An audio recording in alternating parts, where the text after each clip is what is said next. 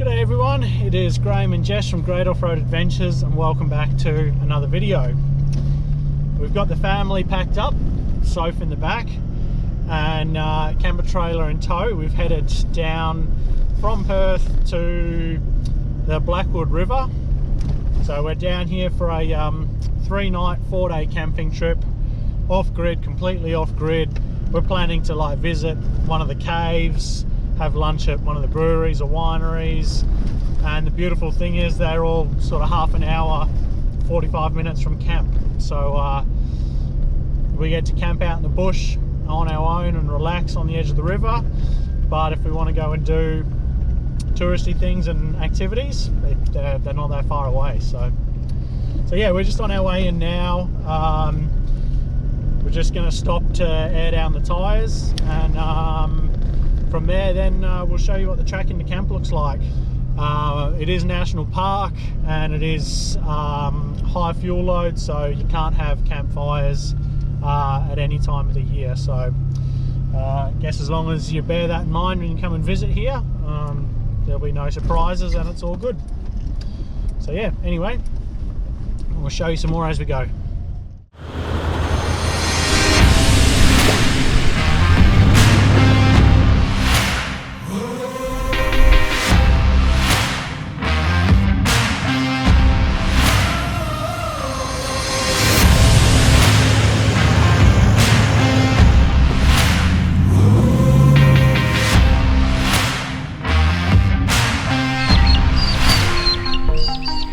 From the tough tracks to the remote tracks, from our campsites to the workshops. Come along and check out Great Off-Road Adventures. Your next episode is just seconds away. Nice.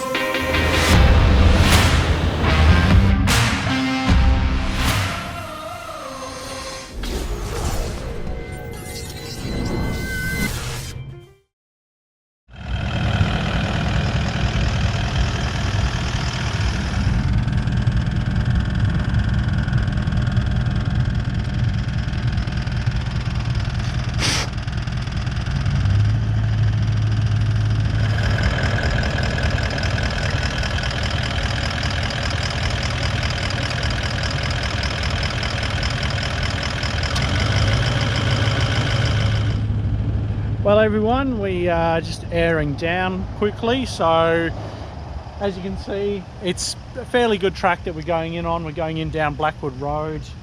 So I've just gone down to 32 psi on the back axle of the car, 28 the front axle of the car, and 25 for the camper trailer. That'll smooth the ride out, but it'll still allow us to sit at a reasonable speed if the opportunity allows. And let's go in and find our campsite. I'll tell you a bit more about the area as we head on in.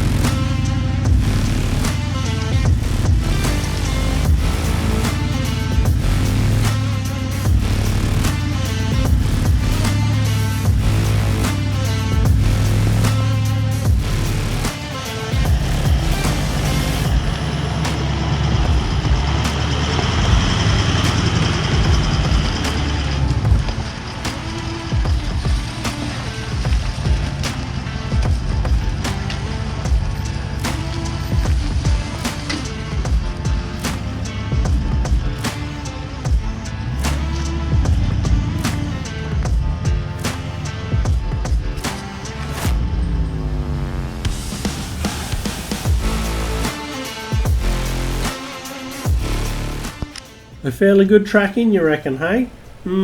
Maybe not. She's suffered a bit of water erosion from a few good winters, and yeah, you certainly got to pick your line through it, especially when you're towing a camper. I was very glad to have the full off-road capability of the Bigfoot available to me, because it just followed the car effortlessly.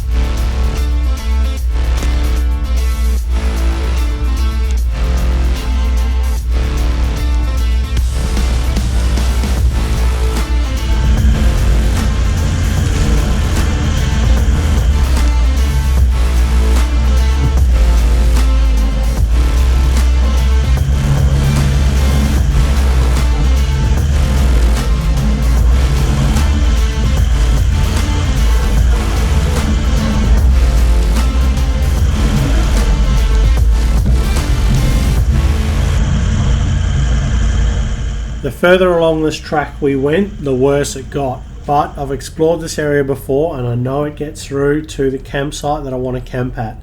So it was just a case of persevering and hoping that it didn't get to the point where we wouldn't get through any further.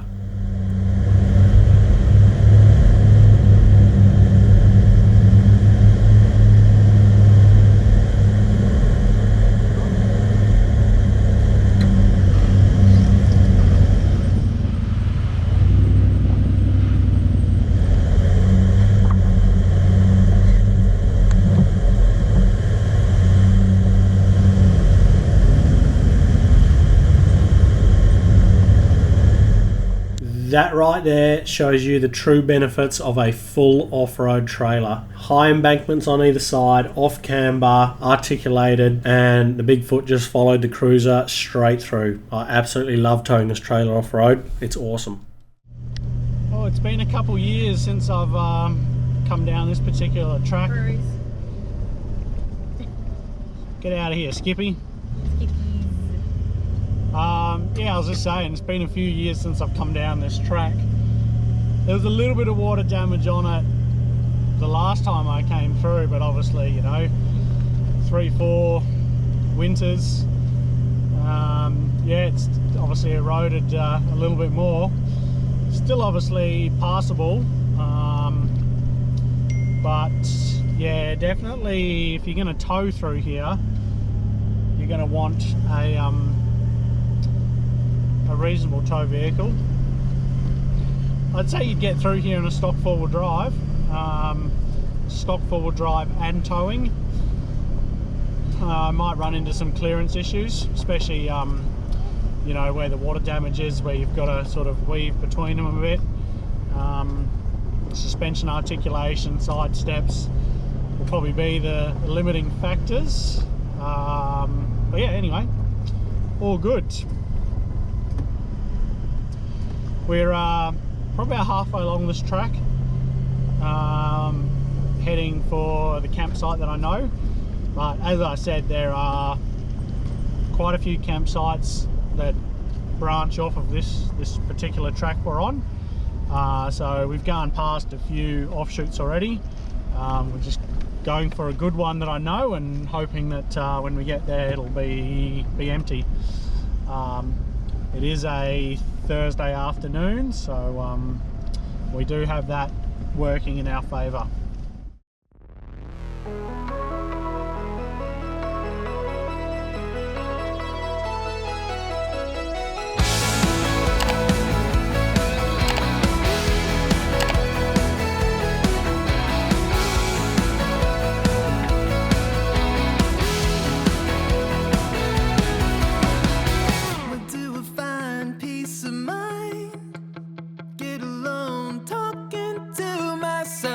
Can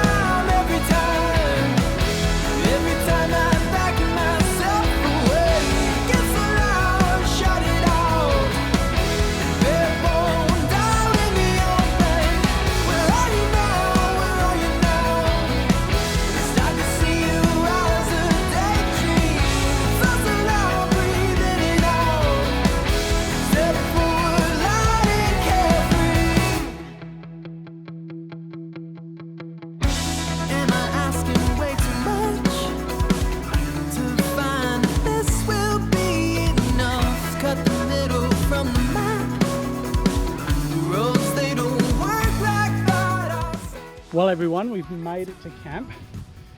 I've set up the screen house for Sophie and Jess because there's a couple of March flies around, which hopefully they'll bugger off when the sun goes down. But we're setting up the camper trailer now. Quickly show you our lovely spot right here on the banks of the Blackwood River. Plenty of shade. I think the hardest problem I'm going to face is recharging my camper trailer with solar. But anyway, yeah, speaking of which, I think the plan now is to get the camper trailer set up.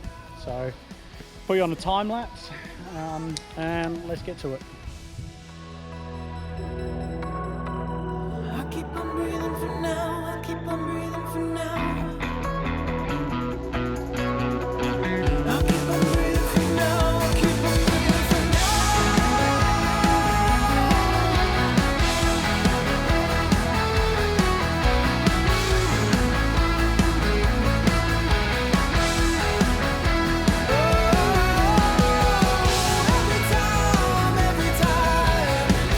every time I back myself away, it gets so loud, shut it off.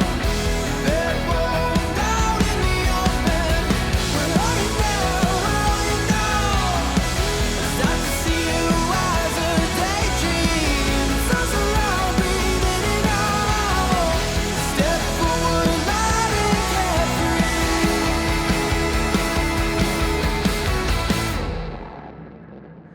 Well, it probably took us about an hour all up to set up the trailer, set up the fly screen, set up the shade cloth, set up the new toilet tent / shower tent, and also set up the hot water system. I've thrown One man. and that was just on my own whilst Jess was looking after Soph. Just thrown up a ratchet strap as a washing line. So yeah, all of that stuff's done. The only thing I haven't done really is put the solar panels out for solar generation, but I've sort of got to wait until tomorrow to see where the sun goes and where there's a gap in the canopy really to make to make solar. But yeah, it was honestly not too bad. Obviously we've gone the full whole hog setup because we are here for a couple of days like I said, and obviously with Sophie and whatnot we just want to be that a bit more comfortable, so just means that a little bit more setting up. But a couple of modifications we've done really have worked quite well. I've added it's a Daytona storage box from Sydney Tools. That the bottom half of the box ties down to the boat rack, which means you can still open the lid, and in that configuration, the way that it's orientated, the lid folds down like a bench, so that works really well because we store the shower tent and all the shade cloth and everything in there, and that's freed up storage in the front of our trailer then for other bits and pieces, stuff that we need for Sophie, like nappies, wipes, toys, all that stuff. So yeah, all in all, very happy with the setup. Obviously tows really well, and it's nimble enough to get through some fairly narrow tracks and into beautiful camp spots like this, which is why we own it. So yeah, it took a little bit to set up, but to be honest, completely worth it. Anyway, it's my turn for a tub now, so I'm going to run through the shower and then get dinner on the go, and hopefully we can keep with our home schedule of 7 o'clock dinner and bed soon after for Soph, and Jess and I can relax for a little bit. Anyway, we'll pick you up in a little bit.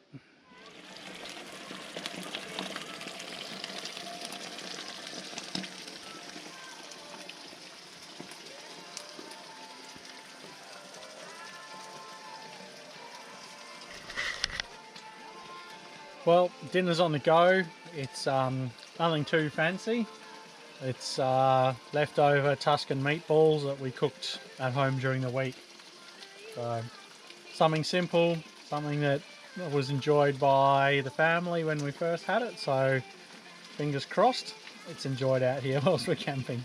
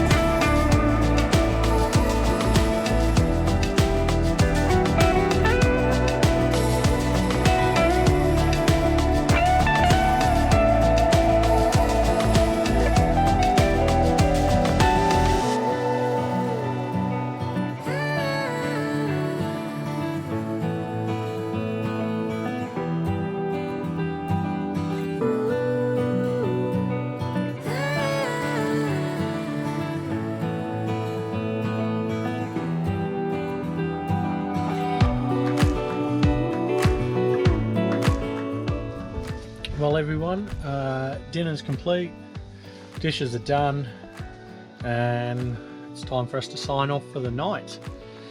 We'll pick you up tomorrow, and in the morning I'll give you a rundown on what the day's plan is. It should be a good day, some fun activities, some stuff that Jess and I haven't done since we were kids, and obviously first time for Soph as well, so really looking forward to it.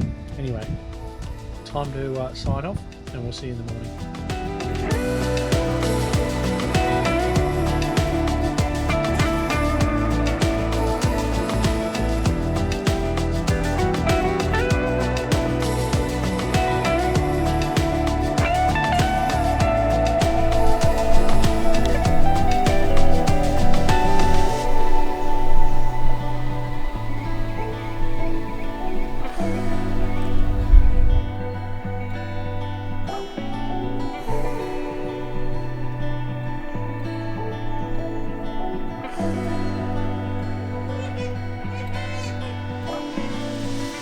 Good morning everyone, welcome back to I guess the first full day of our trip.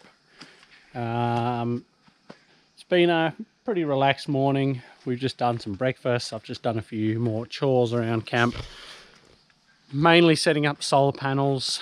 Because we're going to head out, I've literally just used my compass on my phone, found north and angled them to face north, and we'll see what we get for today in terms of solar power.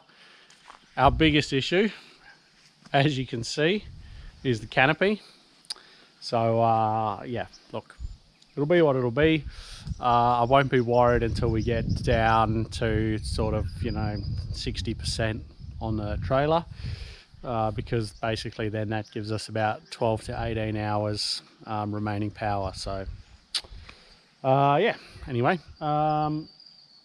so the plan is today, we're just getting Sophie ready, but we're going to go across to one of the caves. I'm not sure which one yet, but I'll let you know. We'll consult the map, see which one we're going to go to, what area we're going to explore. So yeah, we're going to go and check out some of the caves. There's probably about half a dozen caves all the way from Cape Lewin to Cape Natural East, between Dunsborough and Augusta. It's quite a cool area to explore.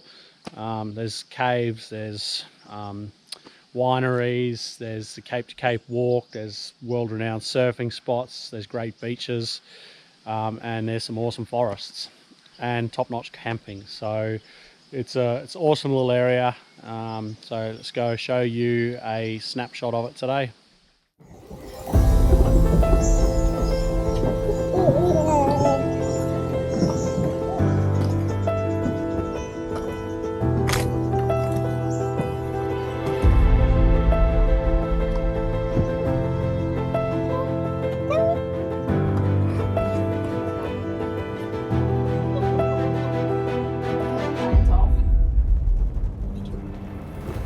we've decided to come to Mammoth Cave.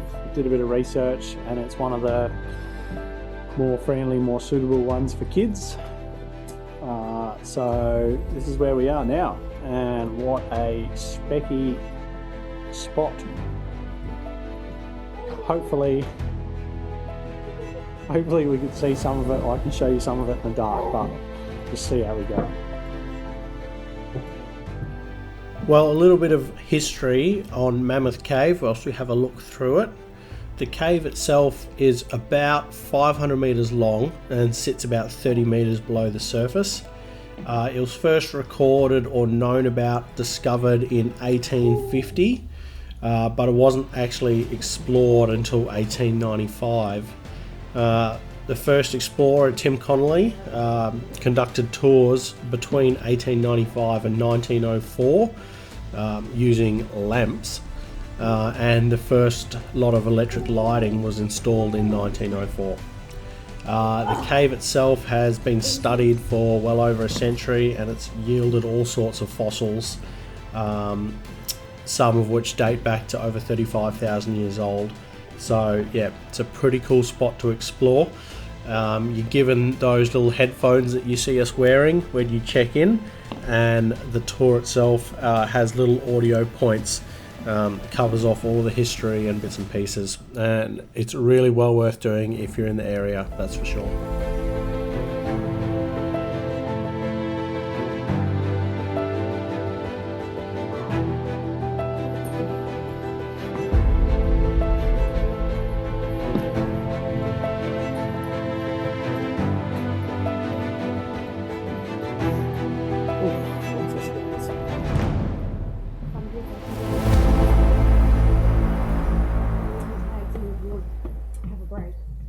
That's cool.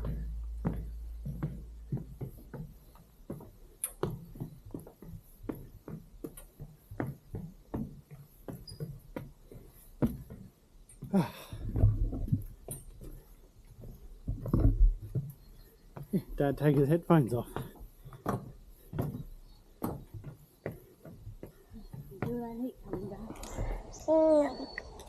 Still got your headphones on. Oh, sorry. That'll cool you down. Oh, that actually is cooler. Well, what did you think? It hasn't changed since I was a kid. Yeah. Although I think I was much fitter as a kid. Yeah, funny that. I was holding her a lot of the time though, so I'm claiming that. Yeah.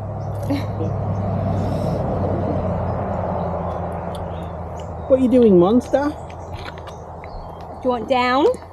Or do you want water? Water?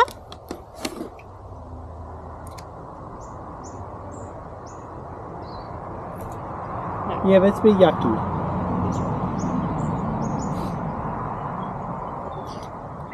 Well, the cave, yeah, I quite enjoyed it. A lot of stairs. If you're going to come with a little one, bring a baby carrier. And give it to the fitter person. We own a baby carrier, but we forgot to bring it, so that's our fault. But anyway, we've got the last little bit to go now, just back to the car park, and from here at Mammoth Cave, I think we're going to head to the beach, cool off a bit, either go down to Bob's Track or maybe one of the other beaches, but yeah, should be good. Let's go and have a look. Well, we had our lovely lunch at CB Co. I had to practice that a few times because I kept wanting to call it by its old name, which is Colonial. Yeah, had a lovely lunch. So we've got to stretch our legs and have a play on the playground. And now we've just made our way down to Bob's Track, and we're going to head out to Borenup Beach, or Hamlin Beach. Goes by a couple of names. But quite a tricky little track. It's got some oncoming traffic. I'll wait for them to come through, and we'll show you it as we go.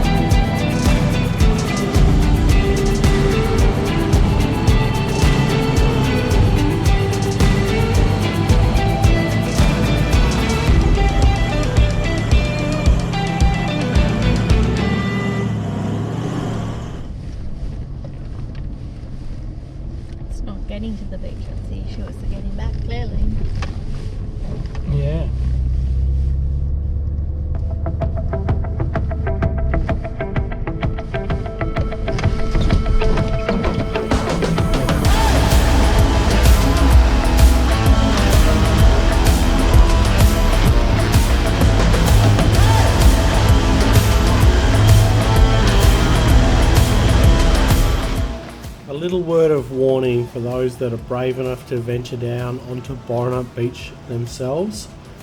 Keep your wits about you. There are some sections of this beach that are incredibly soft and will require very low tire pressures. Other sections, as you can see, are relatively firm and you can get away with a more traditional 20 psi sort of tire pressure. But it's an awesome beach to explore, and I would recommend coming down here and checking it out yourselves. Just check the tides before you come down and be prepared to go low if you need to.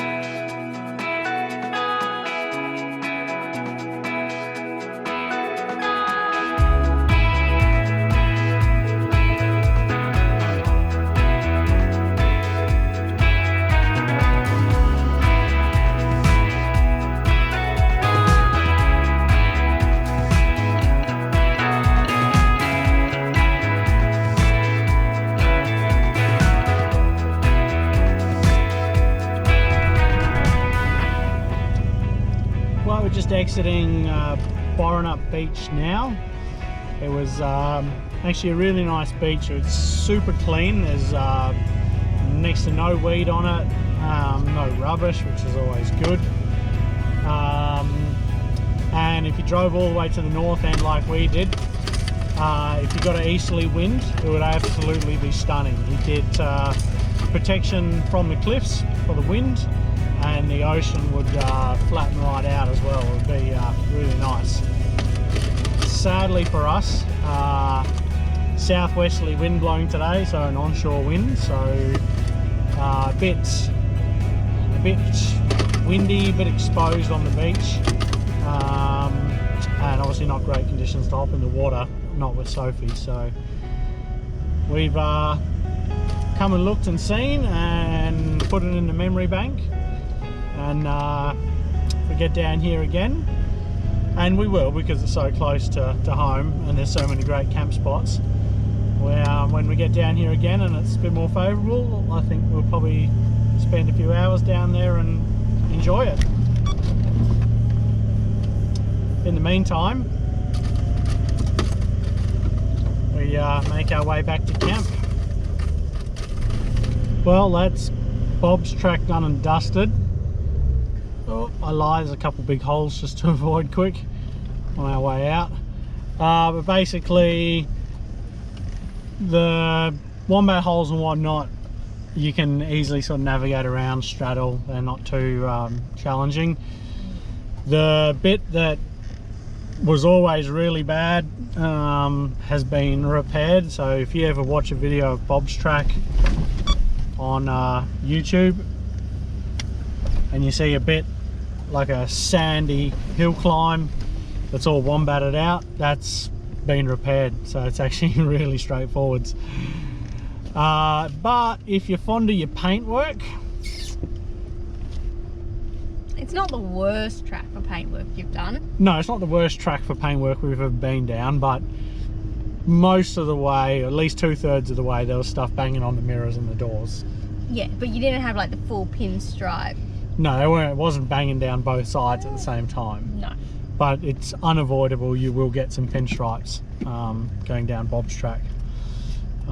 So yeah, anyway, consider yourselves forewarned, but it is a lovely drive and a beautiful beach if you do want to make the effort.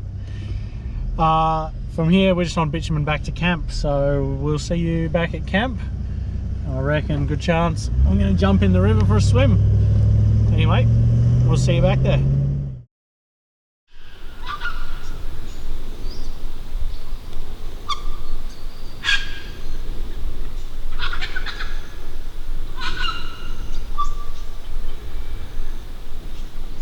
Well, good day everyone, welcome to our last full day down here on the Blackwood River. Unfortunately, the weather hasn't really obliged us. It's been overcast. I've woken up to it being overcast, been overcast all morning. But we have just decided to have a lazy day in camp. Just so happens that my mum and my sister have come down. They just brought their swags down. They're going to crash and spend the night with us, spend a bit of time together. So yeah, as a result, we've just spent a lazy day, a lazy morning so far at camp. I'm going to try and film a couple other little bits and pieces, and then this afternoon I'll just sort of tinker and pack up a few little bits and pieces, like packing up the solar and stuff like that, just to make it a little bit easier tomorrow morning. So yeah, anyway, that's been the day so far. I was hoping I was going to hop in the river and have a bit of a swim, but the weather has really it's not conducive for swimming, so we'll save that for another trip.